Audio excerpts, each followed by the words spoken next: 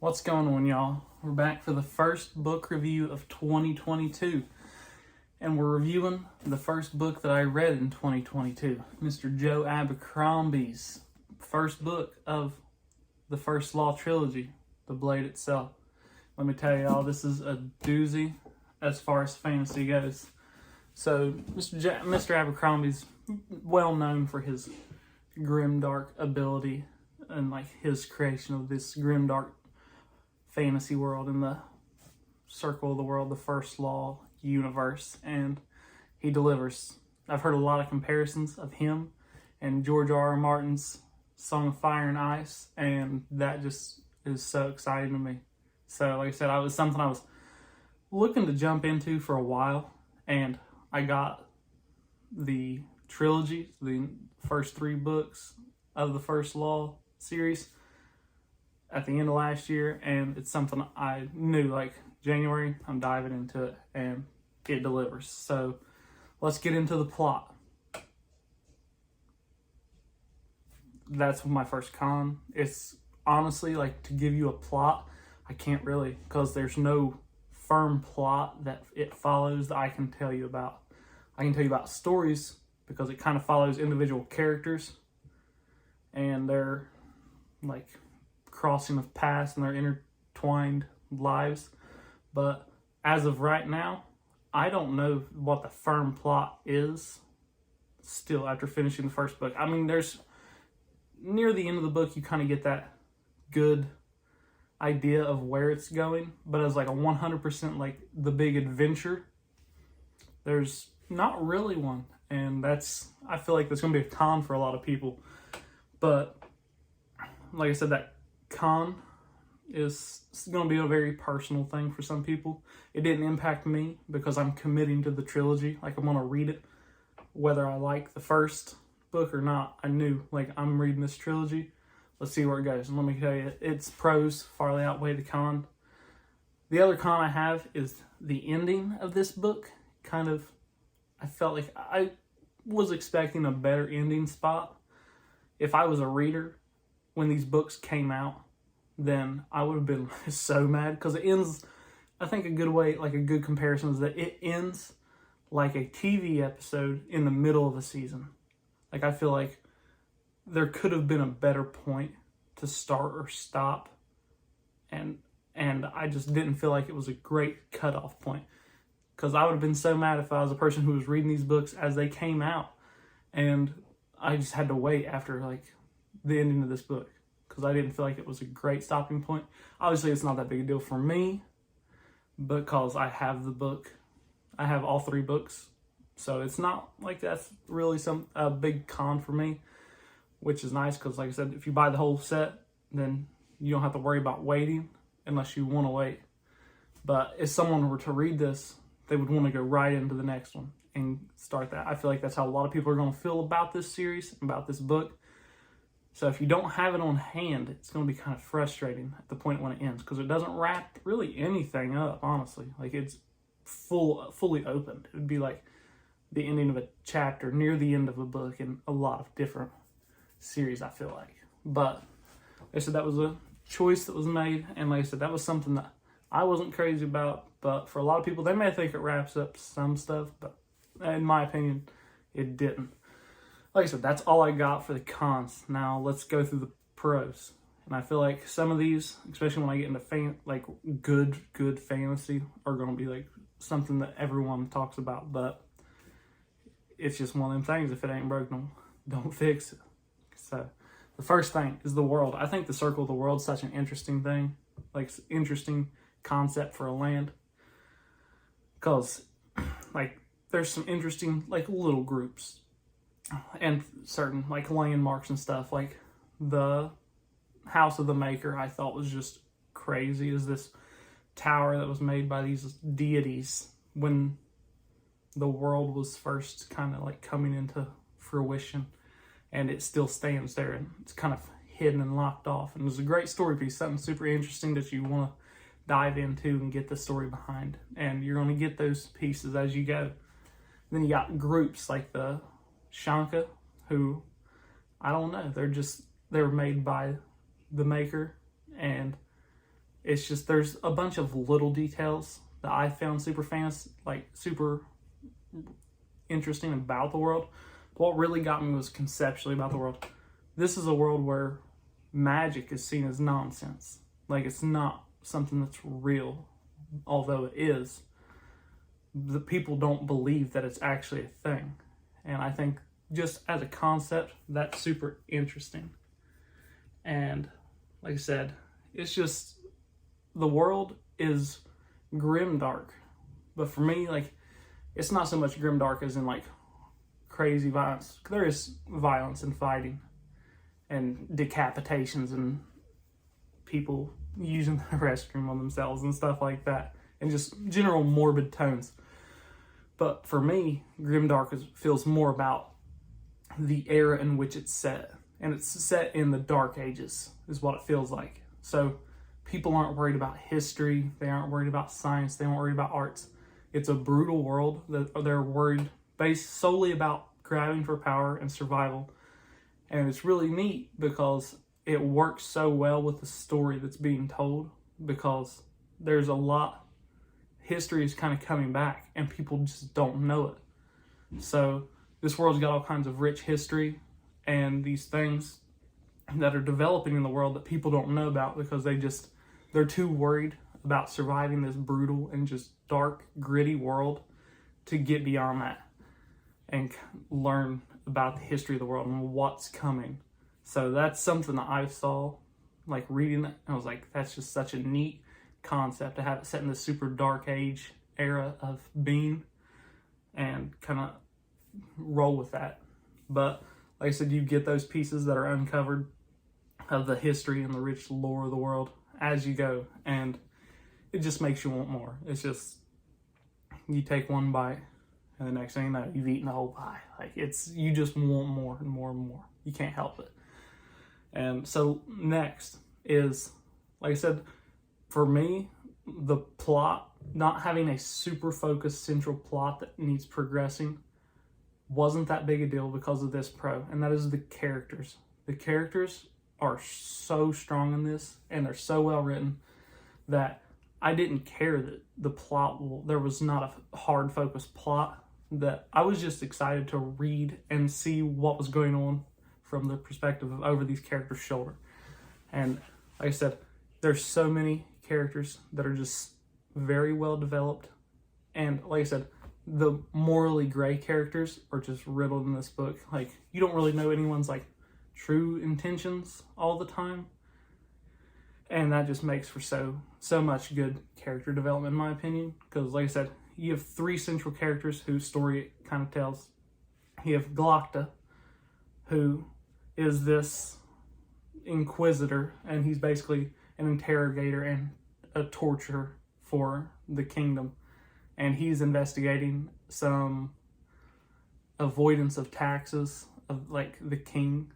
So people are like these big guilds and like merchant groups are avoiding taxes. So he's investigating, trying to figure out what's going on there and seeing what's happening. So that's his story. And he was formerly a great warrior and champion fencer, but he was abducted, or he was caught during war, and he was tortured himself. So he's got this very gritty, and he's kind of just beat up and mangled as a human being. And just following him and his journey of trying to figure out what is going on, it's just so fun. Then you got Logan Ninefingers, who is a former champion of one of the now kings of the North, I believe, is King Bethod. And he was in like one of their groups, I think they call them Carls. And so he's kind of running from that bloody past because he was just he was a brutal killer, and he's done with it. And he's got the ability to talk to spirits and stuff, which is so neat that it's just kind of something he can do that's not really talked about much, and he just does it certain times. And his whole past with the Bloody Nine, which is, I'm not going to say anything about because you got to read it to find out, because I didn't expect it when you find out about it, and it's just so fun. It was a thrill ride that I was just so excited for. I made those last 20-30 pages just boom boom boom, like I was churning through them as fast as I could. So, like I said, and you have him and just kind of his story of like going from this brutal killer who was working to just kind of cause mass chaos to just trying to get by, just trying to survive. And then you have Jezzel, who is this fencer or aspiring fencer. So he's competing in the contest, which is like this tournament for fencing, and it kind of gives you this big prestige if you win it. And it's just following him and his like smug attitude and just him trying to be something bigger than he is right now. Even though I think he's from like a rich family, and it follows him, and he kind of has a romantic interest in the book, and he wants to be with her, but he can't. So like I said, that's just this push and pull of these three central characters that tell you just that they're not heroes. They're people, like I said, trying to get by. They're trying to survive. They're trying to have their own goals. They don't embody courage and bravery and righteousness, and they're not flat out evil. They're just human beings like you would see in real life. They're just people who have their own interests and who need things to be done and then have to go do them. And I just find that interesting. So those three are excellent. Then you have the side characters. So like I said, there's so many. You got Baez, who's first of the Magi, or at least claims to be. You got Pharaoh, who's this woman who is a killer, and she meets another supposed Magi called Yulway. You have Brother Longfoot. You got Malachus Quai. You got Colin West. You got Artie. There's just, like I said, I feel like I'm missing some like important players, but there's so many memorable characters through this that, Dogman. Like I said, there's just so many great characters throughout this book that they just stick out in your mind, and they all have like unique and developed personalities that make them just feel real. And like I said, generally, I'm in a fantasy book, I don't think I'm going to remember quite as many characters unless they stand out. And those just come to my head as I think about this book and just how just generally good it was. And lastly, the big pro, which comes with well-developed characters, in my opinion, is the dialogue. So the banter in this book is excellent because these characters are all kind of in the same capital city, or they're coming to the capital city for some reason or another. And just the way they talk to each other sounds real. Like, it sounds like real conversation. It doesn't sound like forced dialogue that you generally are going to get in like a fantasy novel, or like traditionally get in a fantasy novel. I think they've kind of moved away from that, and they've kind of moved to more natural dialogue. But it feels just like people talking. It doesn't feel like this forced, like, monster, like, of epic prose. Like, no, it just feels like gritty conversation that you would hear from normal people who would live in a world. And like I said, it's just something that I find so interesting. And the way that he does dialogue between characters, because it's witty and it kind of embodies some of those personality traits that they have, which is always going to be like just soar that person, like that character development for me. And like I said, it's just a lot of like, and it's not just the interpersonal dialogue, like what the characters are saying to each other. It's how they talk to themselves, because he writes like in a third person point of view that's like kind of over their shoulder, but he gives you like thoughts that they have as things are kind of happening around them. And I love getting to hear the characters talk to themselves, because it's that really like, it's genuine internal dialogue that like, they sound like thoughts you would have about a situation that's happening.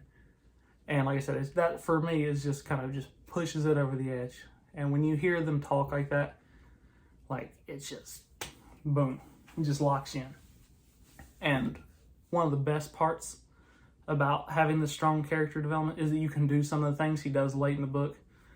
There's a chapter, probably in the last, I think it's in the last 100 pages or so, where the characters are kind of at the capital city and they're going about their business.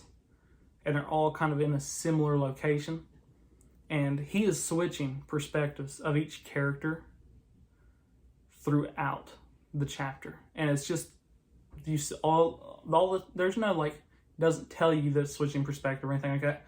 It's literally, you have an extended space between paragraphs, and that's it. And that's all it is. But always, it doesn't ever feel like confused of when it's changed perspective, because the characters are so well developed that you know exactly who's talking, who's exactly who's saying these things at any given moment. So if you hear someone say a sentence, you're like, no, that's God. Like, that's his thought. That's what he's thinking right now. So you're following him, and he just flows through an entire chapter done like that.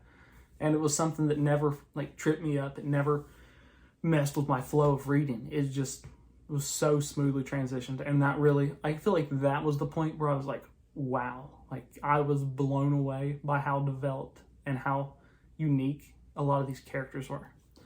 So that's what I got for my prose. Now, as just some closing words, this book is excellent. I recommend that everyone check it out. Even if you're new to the fantasy space like myself, definitely is something that I think you should check out, because it's going to be a great jumping in point, especially if you're looking for something that's more mature, something that's going to be a little more gritty and dark and not over the top and not so overwhelming with information that you can't keep track of everything. Because I don't think that there's ever a point in this book where it was just like so overwhelming that I couldn't keep track of what was going on. And that was something I was worried about.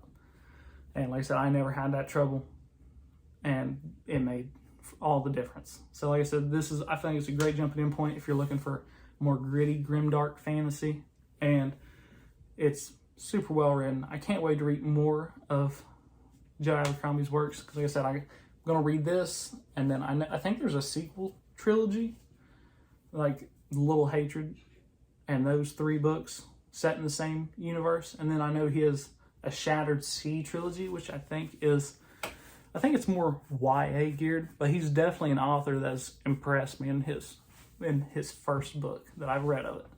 So that's something I can't wait to dive more into, and I'll be returning to the series sooner rather than later. Probably trying to read book 2 in February, probably when I'll be deciding in the next couple weeks as I make my TBR for February and see what goes on there. So like I said, this is something I'm returning to sooner rather than later. And like I said, it's something I think everyone should check out.